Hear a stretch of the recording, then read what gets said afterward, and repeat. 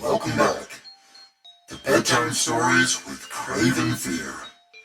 We're your host, Craven Fear, the Dark Star. And tonight, we have a real treat for you. This one's going to be a multi-part series, because it's a long one. This is Herbert West, Reanimator, Part 1, From the Dark. Of Herbert West, who was my friend in college, and in afterlife, I can speak only with extreme terror. This terror is not due altogether to the sinister manner of his recent disappearance, but was engendered by the whole nature of his life work, and first gained its acute form more than 17 years ago, when we were in the third year of our course at the Miskatonic University Medical School in Arkham. While he was with me, the wonder and diabolicism of his experiments fascinated me utterly, and I was his closest companion. Now that he is gone and the spell is broken, the actual fear is greater. Memories and possibilities are ever more hideous than realities. The first horrible incident of our acquaintance was the greatest shock I ever experienced, and it is only with reluctance that I repeat it. As I have said, it happened when we were in the medical school, where West had already made himself notorious through his wild theories on the nature of death and the possibility of overcoming it artificially. His views, which were widely ridiculed by the faculty and his fellow students, hinged on the essentially mechanistic nature of life, and concerned means for operating the organic machinery of mankind by calculated chemical action after the failure of natural processes. In his experiments with various animating solutions, he had killed and treated immense numbers of rabbits, guinea pigs, cats, dogs, and monkeys, till he had become the prime nuisance of the college. Several times he had actually obtained signs of life in animals supposedly dead. In many cases, violent signs. But he soon saw that the perfection of this process, if indeed possible, would necessarily involve a lifetime of research. It likewise became clear that since the same solution never worked alike on different organic species, he would require human subjects for further and more specialized process. It was here that he first came into conflict with the college authorities, and was debarred from future experiments by no less a dignitary than the dean of the medical school himself, the learned and benevolent Dr. Allen Halsey, whose work on behalf of the stricken is recalled by every resident of Arkham.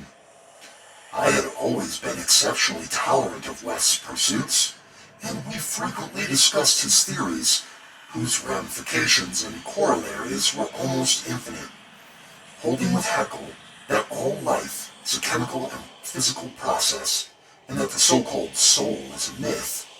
My friend believed that artificial reanimation of the dead can depend only on the condition of the tissues, and that unless actual decomposition has set in, a corpse fully equipped with organs may with suitable measures be set going again in the peculiar fashion known as life. That the psychic or intellectual life might be impaired by the slight deterioration of sensitive brain cells, which even a short period of death would be apt to cause, West fully realized. It had at first been his hope to find a reagent which would restore vitality before the actual advent of death, and only repeated failures on animals had shown him that the natural and artificial life motions were incompatible. He then sought extreme freshness in his specimens, injecting his solutions into the blood immediately after the extinction of life. It was this circumstance which made the professors so carelessly skeptical, for they felt that true death had not occurred in any case. They did not stop to view the matter closely and reasoningly. It was not long after the faculty had interdicted his work that West confided to me his resolution to get fresh human bodies in some manner, and continue in secret the experiments he could no longer perform openly. To hear him discussing ways and means was rather ghastly, for at the college we had never procured anatomical specimens ourselves. Whenever the morgue proved inadequate, 2 local attendants attended to this matter, and they were seldom questioned. West was then a small, slender, spectacled youth with delicate features, yellow hair, pale blue eyes, and a soft voice, and it was uncanny to hear him dwelling on the relative merits of Christ Church Cemetery and the Potter's Field. We finally decided on the Potter's Field because practically every body in Christ Church was embalmed, a thing, of course, ruinous to West's researches. I was by this time his active and enthralled assistant, and helped him make all his decisions, not only concerning the source of bodies, but concerning a suitable place for our loathsome work.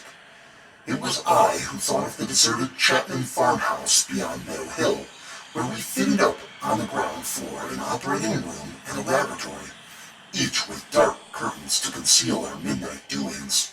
The place was far from any road, and in sight of no other house, yet precautions were nonetheless necessary, since rumors of strange lights, started by chance nocturnal roamers, would soon bring disaster on our enterprise. It was agreed to call the whole thing a chemical laboratory, if discovery should occur. Gradually, we equipped our sinister haunt of science with materials either purchased in Boston or quietly borrowed from the college, materials carefully made unrecognizable save to expert eyes, and provided spades and picks for the many burials we should have to make in the cellar. At the college, we used an incinerator, but the apparatus was too costly for our unauthorized laboratory. Bodies were always a nuisance, even the small guinea pig bodies from the slight clandestine experiments in West's room at the boarding house. We followed the local death notices like ghouls, for our specimens demanded particular qualities. What we wanted were corpses interred soon after death and without artificial preservation, preferably free from malforming disease, and certainly with all organs present. Accident victims were our best hope. Not for many weeks did we hear of anything suitable, though we talked with morgue and hospital authorities, ostensibly in the college's interest, as often as we could without exciting suspicion. We found that the college had first choice in every case, so that it might be necessary to remain at Arkham during the summer, when only the limited summer school classes were held. In the end, though, luck favored us, for one day we heard of an almost ideal case in the Potter's Field. A brawny young workman drowned only the morning before in Sumner's Pond, and buried at the town's expense without delay or embalming. That afternoon we found the new grave, and determined to begin work soon after midnight. It was a repulsive task that we undertook in the black small hours, even though we lacked at that time the special horror of graveyards, which later experiences brought to us. We carried spades and oil-dark lanterns, for although electric torches were then manufactured, they were not as satisfactory as the tungsten contrivances of today. The process of unearthing was slow and sordid. It might have been gruesomely poetical if we had been artists instead of scientists, and we were glad when our spades struck wood. When the pine box was fully uncovered, Wes scrambled down and removed the lid, dragging out and propping up the contents. I reached down and hauled the contents out of the grave, and then both toiled hard to restore the spot to its former appearance. The affair made us rather nervous, especially the stiff form and vacant face of our first trophy, but we managed to remove all traces of our visit. When we had patted down the last shovelful of earth, we put the specimen in a canvas sack, and set out for the old Chapman place beyond Meadow Hill. On an improvised dissecting table in the old farmhouse, by the light of a powerful acetylene lamp, the specimen was not very spectral looking. It had been a sturdy and apparently unimaginative youth of wholesome plebeian type, large-framed, gray-eyed, and brown-haired. A sound animal without psychological subtleties and probably having vital processes of the simplest and healthiest sort. Now, with the eyes closed, it looked more asleep than dead, though the expert test of my friend soon left no doubt on that score. We had at last what West had always longed for, a real dead man of the ideal kind, ready for the solution, as prepared according to the most careful calculations and theories for human use. The tension on our part became very quiet. We knew that there was scarcely a chance for anything like complete success, and could not avoid hideous fears at possible grotesque results of partial animation, especially were we apprehensive concerning the mind and impulses of the creature, since in the space following death some of the more delicate cerebral cells might well have suffered deterioration. I myself still held some curious notions about the traditional soul of man, and felt an awe at the secrets that might be told by one returning from the dead. I wondered what sights this placid youth might have seen in inaccessible spheres, and what he could relate if fully restored to life. But my wonder was not overwhelming, since for the most part I shared the materialism of my friend. He was calmer than I as he forced a large quantity of his fluid into a vein of the body's arm, immediately binding the incision securely. The waiting was gruesome, but West never faltered.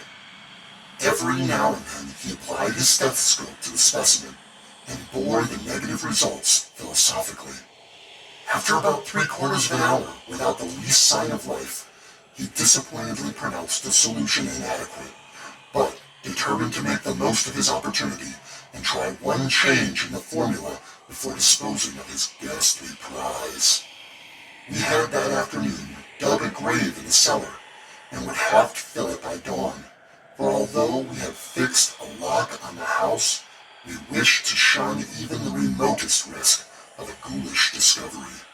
Besides, the body would not be even approximately fresh the next night, so taking the solitary acetylene lamp into the adjacent laboratory, we left our silent guest on the slab in the dark, and bent every energy to the mixing of a new solution, the weighing and measuring supervised by West with an almost fanatical care. The awful event was very sudden and wholly unexpected. I was pouring something from one test tube to another, and West was busy over the alcohol blast lamp, which had to answer for a Bunsen burner in this gasless edifice, when from the pitch-black room we had left there burst the most appalling and demonic successions of cries that either of us had ever heard. Not more unutterable could have been the chaos of hellish sound if the pit itself had opened to release the agony of the damned, for in one inconceivable cacophony was centered all the supernal terror and unnatural despair of animate nature. Human it could not have been. It is not in man to make such sounds, and without a thought of our late employment or its possible discovery, both West and I leaped to the nearest window like stricken animals, overturning tubes, lamp and retorts, and vaulting madly into the starred abyss of the rural night. I think we screamed ourselves as we stumbled frantically toward the town, though as we reached the outskirts we put on a semblance of restraint, just enough to seem like belated revelers staggering home from a night of debauchery. We did not separate, but managed to get to West's room, where we whispered with the gas up until dawn. By then, we had calmed ourselves a little with rational theories and plans for investigation, so that we could sleep through the day, classes being disregarded. But that evening, 2 items in the paper, wholly unrelated, made it again impossible for us to sleep. The old deserted Chapman house had inexplicably burned to an amorphous heap of ashes. that we could understand because of the upset lamp. Also, an attempt had been made to disturb a new grave in the potter's field, as if by futile and spadeless clawing at the earth that we could not understand, for we had patted down the mold very carefully. And for 17 years after that, West would look frequently over his shoulder and complain of fancied footsteps behind him. Now, he has disappeared.